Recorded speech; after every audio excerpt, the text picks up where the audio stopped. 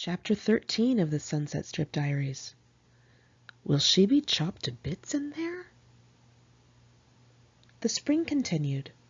Willa was still supporting me by providing the place to live and booze, the only two things I was convinced I needed in life.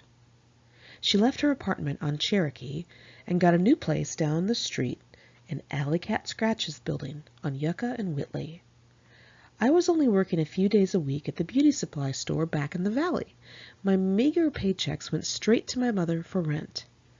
Even though I only came back to her house to do laundry, pluck my eyebrows, and nair my upper lip, I still had a room full of stuff there. I saw how quick she could be with the garbage bags, and I knew my things would be straight out on the street if I didn't pay up. Basically, I had a job, but not a cent to spare. Being the total user that I was, I fully expected Willa to pay for me like my past dancer friends did. The fact that I was not contributing a penny was unfair, but I thought nothing of it. I know, I was so rude.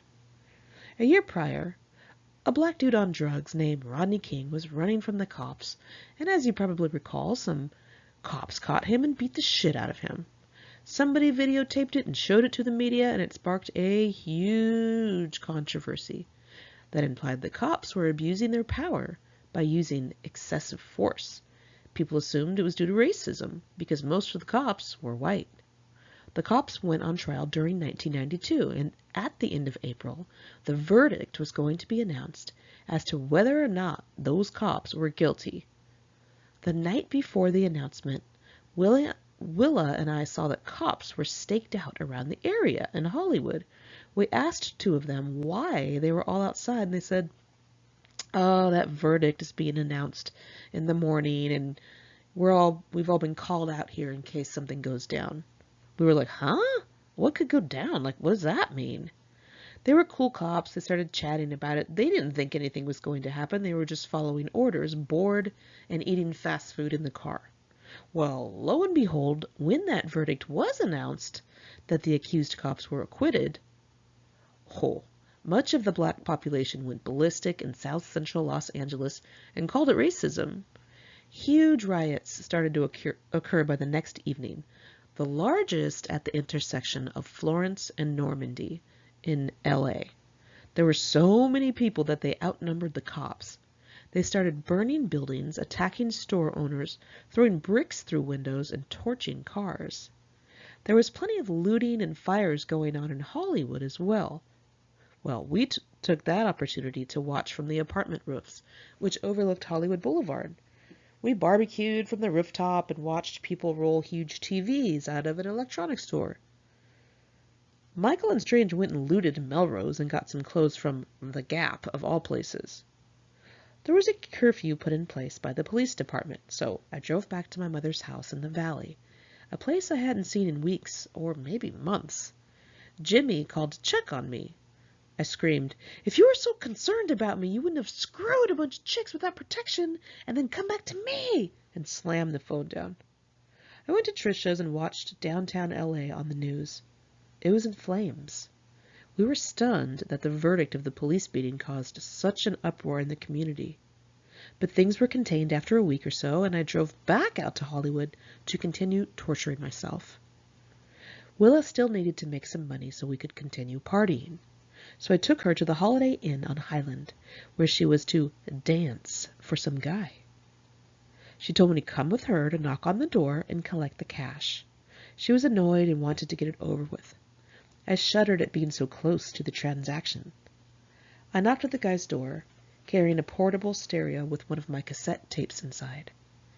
It was stuff I had recorded off the radio, and it was all queued up and ready to go.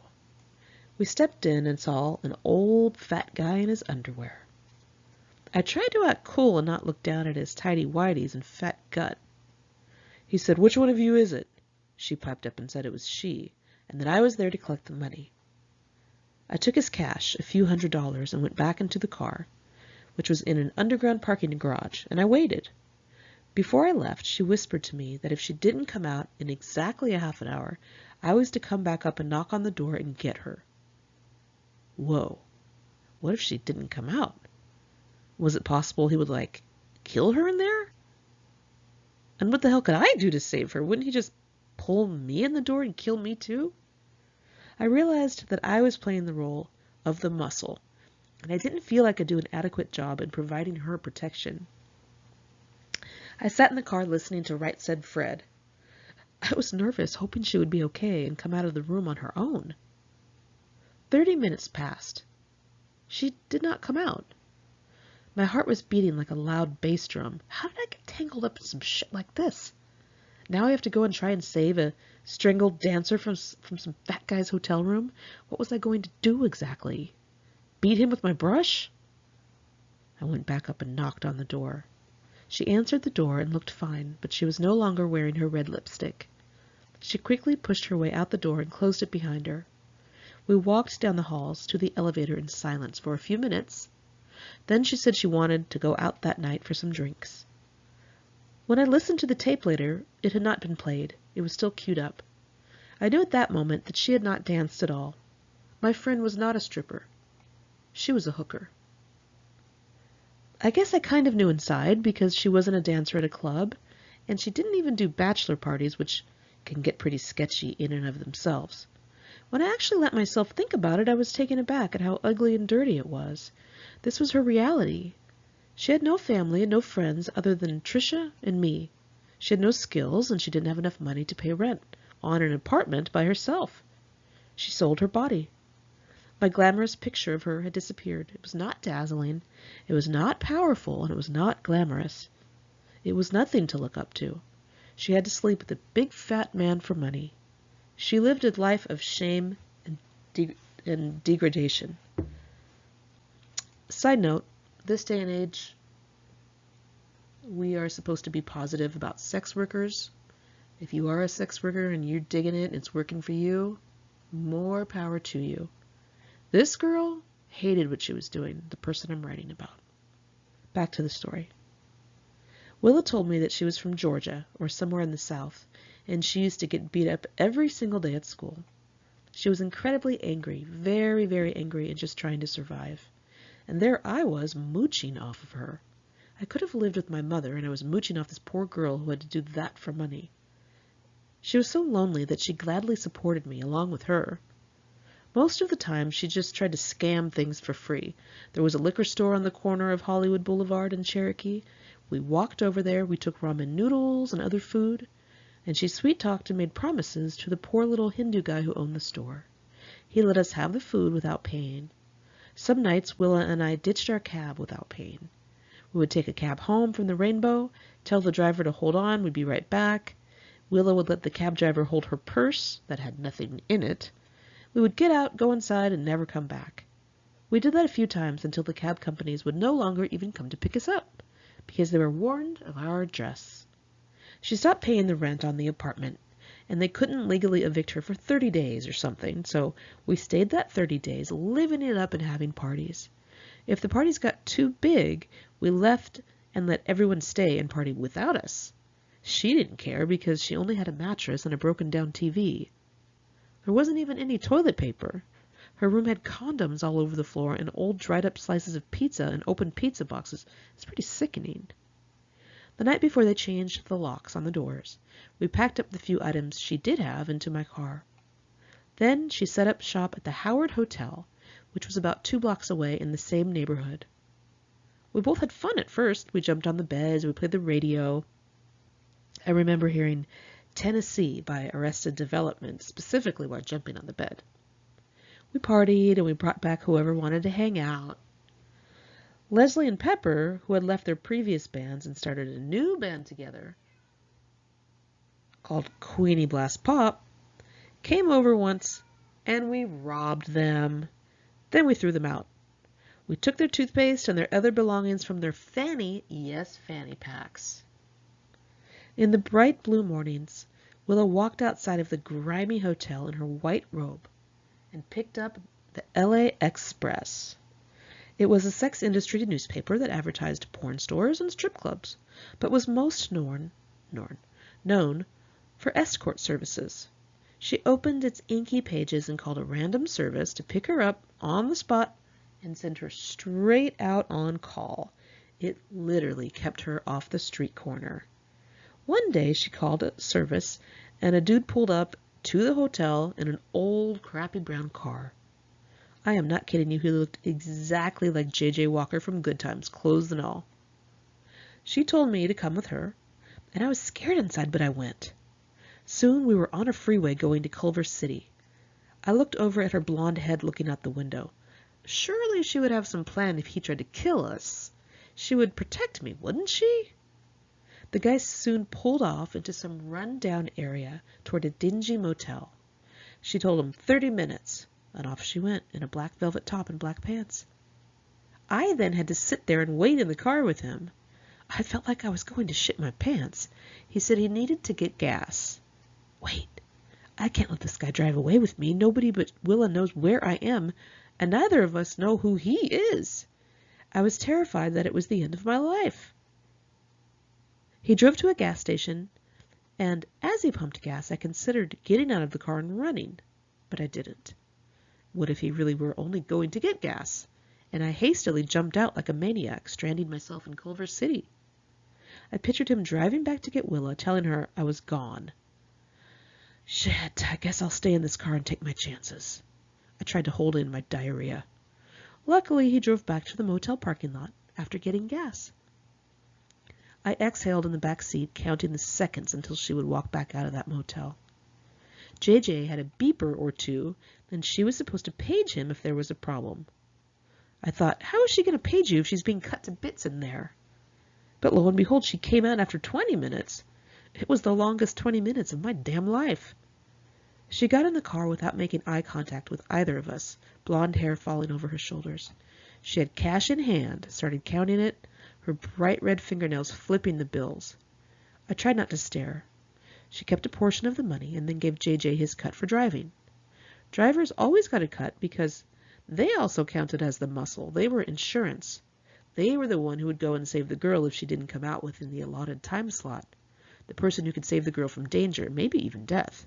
It was worth it to the girls to have this backup, and they gladly paid their drivers. Willa then counted out a separate cut that was to be paid to the actual escort service for bringing her the client. After receiving payment, JJ brought us back home.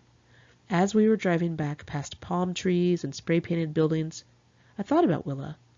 I couldn't believe that was her life. She was only a few years older than I was, maybe 22. It was no way for a young woman to live. Willa took some of her money to pay the rent the next week on the hotel, and the rest I believe she was using for pills. She bought them from some European dude with poofy hair that she used to hook up with in the Yucca building. She got in terrible moods on those pills. She also took diet pills, which made her a cold bitch as well. One night, she was screwing some guy in the bed we slept in, so I went and slept in the bathroom. Cool it! Get out of here! Sorry, guys. Stop it. Back to the story. I got to the empty bathtub with my clothes on and curled up as best I could. The guy's friend was there waiting for him, and he had nowhere to go, so he tried to get in the bathroom as well. He got into the bathtub with me, and I was so tired, and he looked like such a wimp that I thought, who cares? I could probably beat him up if I really tried. But when I tried to sleep, he kept putting his hands on me. He wouldn't stop no matter how many times I yelled at him. And for a minute I thought, am I going to get raped? But then I got so mad that I just wasn't scared anymore. I got up, I kicked open the bathroom door as hard as I could, grabbed my keys, walked out the front door, and drove to my mother's. Another morning I woke up at the Howard Hotel, and I was sleeping outside of the door, on the dirty floor in the hallway. I remember thinking that I had to stop going to Hollywood. I had to stop drinking so much. I was ashamed of myself for not putting that energy into college. I never wanted to drive back to the valley, so I rarely showed up to any of my classes. I did not turn in assignments. I had dropped off the college newspaper staff, and I was usually either drunk, getting drunk, or hungover.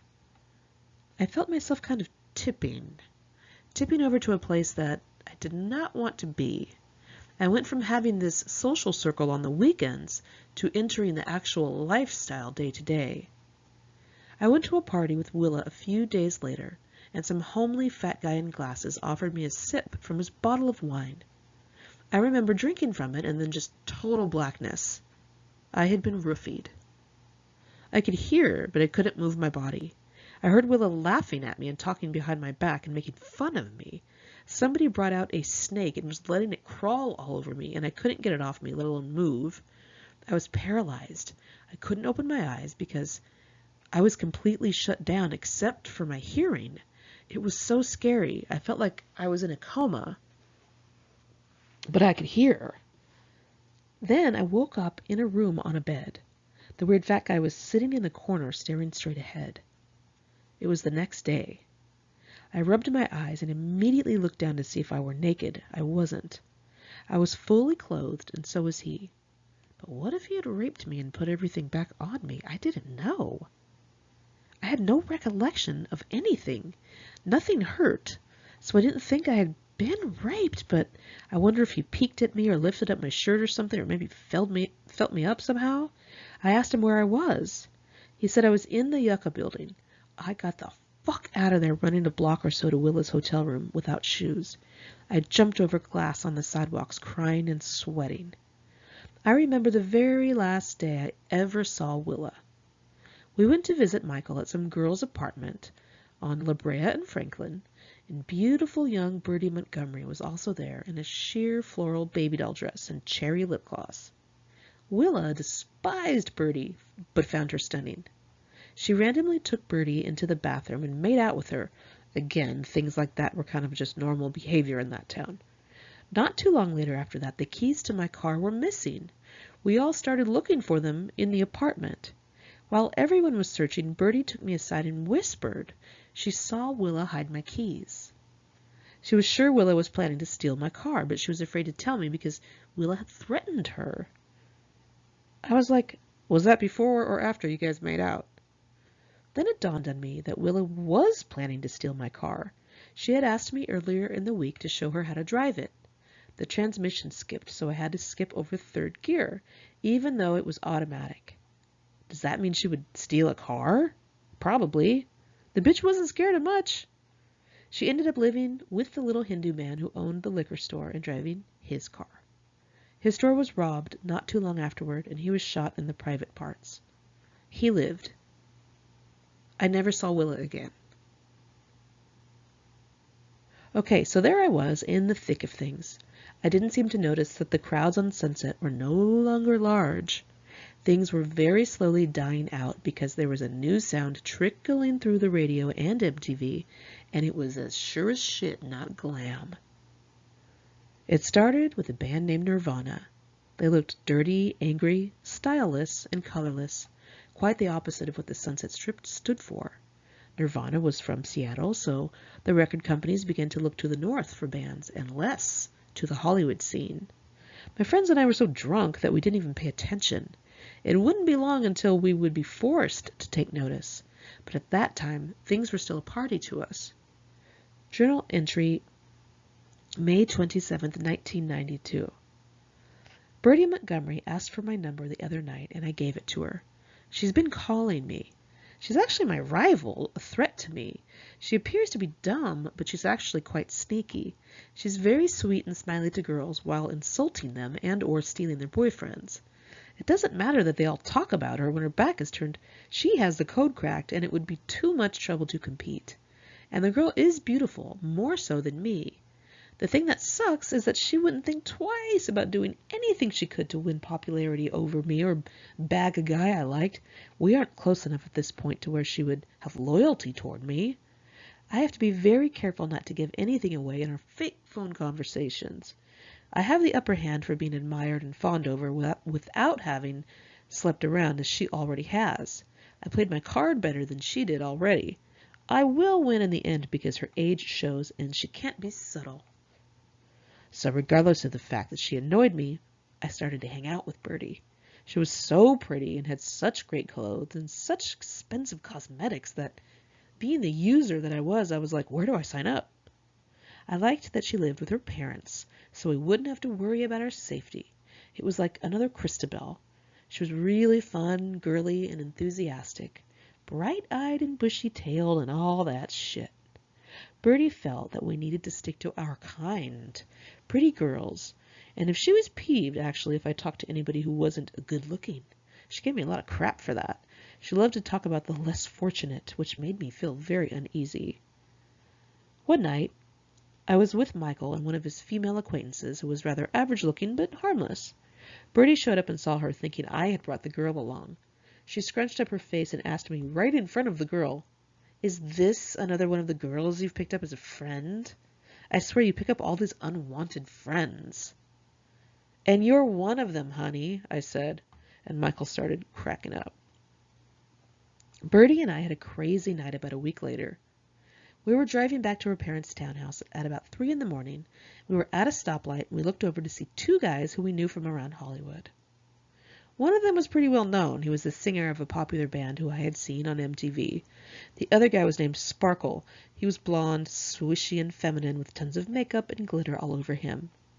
We thought he was amusing. They yelled stuff to us. We yelled stuff to them. They followed us to the townhouse parking lot. They got out of the car and came to our window, and Bertie had her camera out, so Sparkle grabbed it and he put it down his pants to take pictures of his thing, and we were all laughing and making jokes, hardy har har. Then we were getting tired, so we started to say goodbye to the guys. We were going to be on our way. Sparkle said in his sassy girl voice, "I need you to give me that roll of film." Back then, you couldn't erase a picture on your camera, of course. Whatever pictures you took were on the roll of film, period. Bertie said in her bitchiest of tones, "I give you the film? No." Sparkle's eyes got a little mad, and he sighed like a 13-year-old.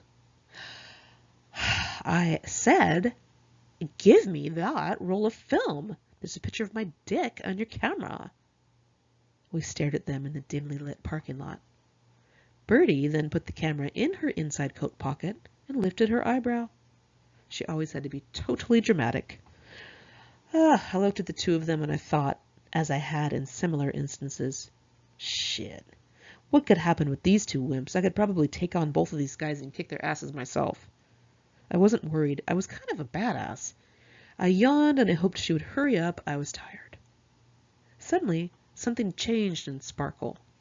I watched his soft powdered face go from lisping valley girl to something entirely different. His eyes turned red, his whole expression and his body language suddenly morphed into some satanic fucking demon. He tilted his chin downwards, looked at her with evil eyes and said in this low, deep, possessed voice that sounded like the Exorcist, "I said, give me the film." Bertie and I screamed at the same time. He reached through that window, grabbed her by the neck, and started choking her. "What the fuck?" I panicked, jumped out of the car, went around to try to pull him off of her, but the other guy grabbed me. "Oh shit, these guys are going to beat us up, and Sparkle looks like he will sacrifice us to the devil afterward." We were flying all over the place. Sparkle started punching Bertie, and she was screaming bloody murder. Nobody came outside to help, and I was shitting my G-string. "Give him the film! Give him the film!" I yelled to her as my arm was twisted back and nearly ripped off. Sparkle stopped punching her, and she fumbled with her leopard skin coat to get the camera. She was visibly shaking. She had black mascara running down her face, and her nose was running. She handed him the camera. He opened it and yanked out the film, and the other guy let me go. I got back in the car and locked the doors, and we looked at each other with our eyes bugged out. "What the fuck just happened?" I asked her. "Drive!" she said. Journal entry, May 17th, 1992. I'm lonely, sick, and unhealthy. Girls are calling me asking for advice on what they should do to land my guy friends. I don't even know who some of them are or how they have my number. Some stranger came up to me and said that people used to drive by my grandma's house as if it were a tour. What the hell? He said he knew Fritz and Andy, and they talked about me all the time. I put on an ultra-bitchy face and I said, "I'm sure they do." And I flipped my hair and walked away. Yuck. They wish they still knew me, please. It must have subliminally affected me, though, because I told off the financial aid woman at school today and gave 2 weeks' notice at my job. I don't know why. A, I thought I was so great. I wasn't. And B, I thought quitting school and my job was a good idea. I guess they were getting in the way of partying. I thought that maybe I could try to be a dancer. I stayed up eating tacos with Michael one night and he warned me not to do it. It wasn't every day that I agreed with a guy wearing lipstick, but I somehow knew he was right. Okay, so I was still feeling all cool and popular and untouchable. What a feeling that is. It is a real high to get to feel like that. Maybe I was getting too big for my britches, or maybe it was flat out karma for all of my conceit. But out of nowhere, I was blindsided by something I never thought that would happen. Jimmy was still garnering attention with his new band, and Raz, of all people, was convinced they were going to make it big. The next thing I knew, Raz, the one who told me how out Jimmy was, the one who told me to dump him countless times, the one who told me to go out with someone cooler, got so into Jimmy that he ditched me for him. I felt so betrayed. The hypocrisy. If that wasn't bad enough, Jimmy moved into the same apartment building as Michael and Strange, and they started to hang out with him too. And they didn't invite me. They didn't want me around. They all stopped calling me. I couldn't believe Jimmy had the audacity to weasel into my crowd.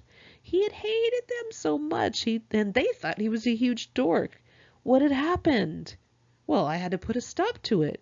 I couldn't let that shit fly. June 11th, 1992, journal entry.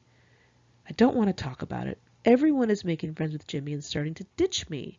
I never thought that would happen to me. Even Strange is ditching me, and he has no brain in his head. Anyway, I talked to Raz for a few hours. He said, "Honey, I can't even count my real friends on my 5 fingers, and you are one of them, and the only chick, too." He kept saying it wasn't what I thought, and nobody was ditching me, and that Jimmy and I should just get back together. Never! I would never in my life be that dumb, and aside from that, isn't Raz the person who tried to break us up for like 2 years? Well, I went to Teddy St. John's that weekend and laid by his father's pool. He made me a chicken patty sandwich and poured me a drink in a fat glass and stayed very quiet. "What's wrong with you? You're supposed to be obnoxious," I said, eyeballing his soft skin and full lips. "So, what's up with Jimmy?" he said in a deep voice, locking his big dark eyes on mine. "Nothing. He just wants to kill every guy that speaks to me." "Well, the guy does have your name tattooed on his back, and he says he wants to fucking marry you." "So?" "So what?" I asked for some suntan oil and spent the rest of the day on a raft in his pool, ignoring him. Journal entry, June 19th, 1992. Fuck Raz, fuck Teddy, fuck Michael. Those 3 are the biggest traitors on the earth. They ditched me and left with Jimmy the other night. Fuck Robbie, too. He was hanging out with Jimmy as well. They all try to screw me behind his back, and then when they see him, they suddenly cling to him. I can't believe people actually don't want to be around me. I was popular for so long, and it never crossed my mind that I would be on the other end.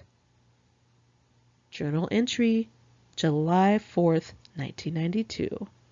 I went to a party and ended up throwing an open beer at Strange, and it nailed him. He tackled me in front of everybody and put me in a headlock. I pulled a phone out of the wall by tripping over the wire. Michael and Strange moved and are now living with a dancer named Gypsy, who lives in a dreadful part of town. She has spiky, honey-colored hair, pale skin, and a very friendly demeanor. She wears really crazy hooker clothes, like things she should not be wearing in public, especially in the daytime, but she seems like a very nice girl. When we got back to her place after partying the other night, Michael was passed out in my car, and I couldn't lift him out. The neighborhood was so bad, I was getting scared. But then I saw a gay hustler on the corner wearing a neon pink spandex bodybuilding suit that went straight up his ass and showed both buns. When car headlights hit the corner, he turned his ass toward the car. Advertising. That was kind of amusing. Michael finally woke up when I was dragging his lifeless girl body out of my car. His CoverGirl powder compact fell and broke in the street. Raz would have looked down on that shit because he only wears Shiseido. We got upstairs and opened the door, and Gypsy's beloved Dalmatians ran out of the apartment. We were so tired, and they just wanted to play with us. Michael just slammed the door and left the poor things out there. Journal entry, July 8th, 1992. It's 8:15 at night, and I'm still not over my hangover. I got so wasted that I blacked out, and apparently I went to a party at Chris Holmes of Wasp's house, but I don't remember going there or anything about the party. In the beginning of the night, I went over to Gypsy's to get Michael and Strange to go to Red Light District. We scrounged up some change and bought a bottle of Night Train, and it got me wasted within 5 minutes. Gypsy is one of the sequined bikini dancers on the pole at Red Light. She kept bringing me drinks between songs. I saw one of the most handsome guys I ever saw in my life that night. His name is Joey, and Michael just happens to know him. Well, I started talking to him by the bar, and out of nowhere, Jimmy flew up and grabbed my arm and yanked me away. Then he got in the guy's face and said, "Do you have a death wish?" The guy got scared and took off, and Jimmy was thrown out of the club shortly thereafter. I got even drunker, and I couldn't stand, let alone drive. And the next thing I remember, I was in the back seat of my own car making out with Andre. Ugh. Jimmy's egotistical asshole drummer, who was very hot, but who I've always hated. He's always such a dick. I don't even know how we got to that point, because I remember we were talking shit to each other at the beginning of the night. I guess we started just making out. I mean, don't get me wrong, I really still hate him. I can't stand him. He's so arrogant. He asked me about hooking up with Robbie earlier in the year, and I said, yeah, I did. I blacked out after making out with him in my car. I think it was that Night Train. That shit is evil. I remember sleeping on the floor with Strange on those Dalmatians after puking my guts up. So Andre panicked the next day, guys, and tried calling me with a very rehearsed speech to do some damage control, but his idea of damage control was just to piss me off, I guess. In a nutshell, he told me that A, I was a huge slut, B, I was all over him, he didn't even find me attractive in the least, and C, he was innocent. He had only made out with me because I was drunk, and D, Jimmy would kill me and would only be mad at him. Well, I didn't fall for that shit. I knew he would be thrown out of his band immediately. He had a lot more to lose than I did, but I did nothing. We both just kept quiet and tried to forget the whole thing. Journal entry, July 9th, 1992. My sister was saying that Hollywood is such a hard place to be a part of because it's all based on looks and image. She says she feels like shit for weeks every time she gets back from there. It is true. A lot of people come from all over the country to try and be in this scene, to make it in Hollywood. Most fail. As for me, I guess I'm just a fly on the wall. A spy, almost. I am in the middle of it, but I also see it from an outside point of view. My friends and bands have sort of a cult-like following, so the same crowds of people show up at their shows. The usuals, such as me, arrive late, just in time for the headliner, with whom they are usually buddies. Some of us go there to party, some go to see someone they have a crush on, not a good idea, and some actually go to see the band. The actual performance is very loud, and it gets very hot in the club, and sometimes too smoky. You can't hear anyone talk, and sometimes you could hardly move. The sluttier bands have the biggest audiences, filled with girls. The girls won't smile at anyone except for the two friends they brought along. Slutty bands know that the girls they bang will show up and bring friends, so they bang away. They also flirt with every single girl who they pass out flyers to. Very average girls get all excited and feel all pretty, like I used to, come to the show, see the guy on the stage who was talking to them, and the band hopes that on the night of the show there will be somebody from a record company or someone from one of the magazines writing a good review and taking pictures of how many people were there. All of the unknown miscellaneous guys just kind of stand around hoping some of the girls will sleep with them. Half of us usually get thrown out of a club on a regular weekend night. Someone will steal a bottle from the bar, smash a fire extinguisher's glass, won't pay for something, or the most common, get into a fight. Sometimes we are thrown out just for being too drunk. People who are not our friends usually stare at us because the girls are pretty and the guys are weird, or maybe because everybody's really loaded. We will hardly speak to anyone we don't know, except for when the guys are promoting, they have to be friendly. And after the shows, there's either a party somewhere, from which we will all be thrown out of by the cops with flashlights, or we make our own party up at Errol Flynn's burned-down estate and haunted estate at the top of Fuller, in which we also will be thrown out by cops with flashlights. We migrate a lot in a typical night. For a few years now, it has been the same thing. Go to show. Go to Rock and Roll Ralph's and get Jim Beam. See all of our friends buying the same thing. Go to parties. Leave because of cops. Go to Errol Flynn's. Leave because of cops. Go pass out. Anywhere. Wake up and be miserable. At the parties, something pathetic will usually happen. Someone will fall into a glass table. Strange will try to do a beer bong and it will come out his nose. Michael will go outside and try to reason with the cops while staggering drunk. Bang will go around trying to bite people. Boy Mandy will grab you by the hair. We leave clubs with glasses still in our hands. I've been burned by countless cigarettes, thrown up in every place known to man, had beer cans thrown at me, drinks dumped on me by strangers, and have been left places and stranded. Guys ask you to marry them in a slur, you hear rumors about yourself, you try to walk straight in front of the cops so they don't notice you getting into your car and driving off. You help your wasted friends off the lawn or out of the hallway. You go looking for toilet paper after pissing in a bush and you end up using a leaf instead. We have all come across the very rich and the very poor. We've partied in Malibu amongst stars and in parking lots amongst homeless people and junkies. That, my friends, is what I had worked so hard to accomplish. To be a part of that ritual of totally reckless behavior. I don't know why it felt so much like home to me, but it did. That is all I knew, and it is all I wanted to know. I did not want to be different. I only knew how to deal with my friends when drunk, and that was fine by me. I rarely saw them in the day, and I never saw them when I was sober. Their life became my life. They were my family, the people who accepted me. They did not care how I lived my life.